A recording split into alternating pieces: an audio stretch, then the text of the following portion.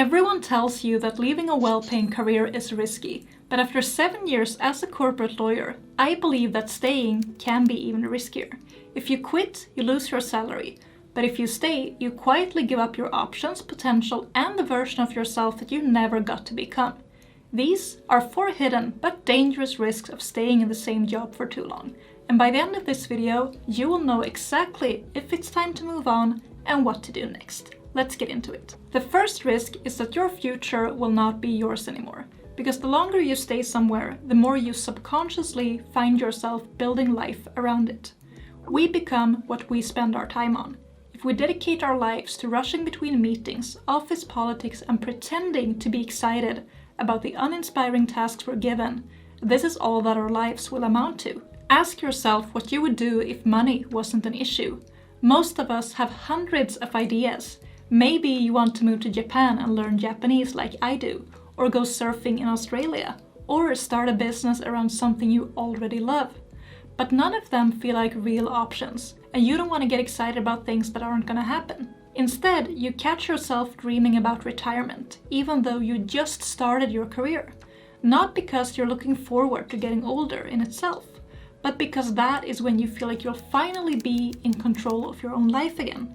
You'll have time for hobbies, you'll move to a warmer country, and you'll get to do everything you always wanted. But if you delay your dreams until retirement, you'll find yourself not wanting the same things anymore.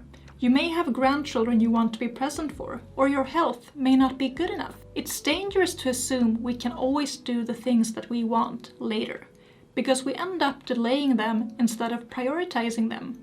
In many cases, we never get what we want, because we're letting our circumstances stand in the way. If you can relate to this and want to take one step towards becoming in charge of your own life again, I share more about how you can get going in my weekly newsletter. In many cases, all we need is a small but healthy nudge to get going. You'll find the link in the description below. The second risk is that you find yourself getting addicted to your paycheck.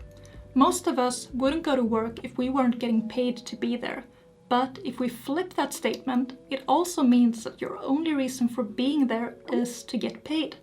That is an awful lot of time to spend on something you don't want to be doing.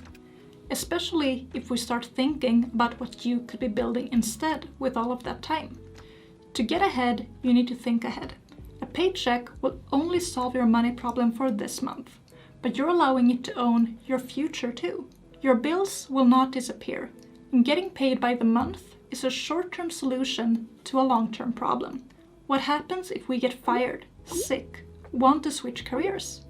If we don't think proactively about this, we are locking ourselves out of our opportunities. A job is a great way to build skills, network, perspective, discipline, and resilience. But as the years go by, the novelty wears off.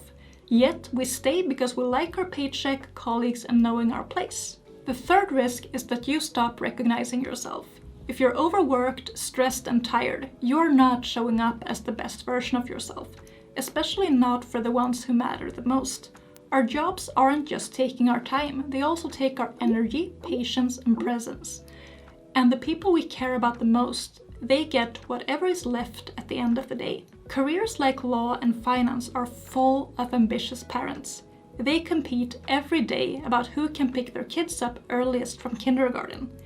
They want to look present in front of the other parents, but as soon as they get home, they spend their evenings anxiously catching up on emails on the couch. Many times, it's not even about the work in itself needing to get done. It's more about looking available and optimizing numbers on timesheets. Work problems become family problems. A lot of people in these fields end up divorced. Balancing career and family is simply too much, and the family always ends up paying the price. The fourth risk doesn't even feel like a risk because it's about getting too comfortable. And when that's the case, we don't recognize it. We tell ourselves to stay in a job because it feels good in the moment. But we don't realize that our mind is playing tricks on us. We talk ourselves out of things like quitting and accepting uncertainty even when it's necessary. As we age, we start playing the game of keeping up with the Joneses. We match our lifestyle with the people around us. We become who we spend our time with, often without even realizing it. This is why we need to be very careful about who we spend time with and how they influence us. We allow our expenses to catch up with our salaries, and we find ourselves stuck in the golden handcuffs.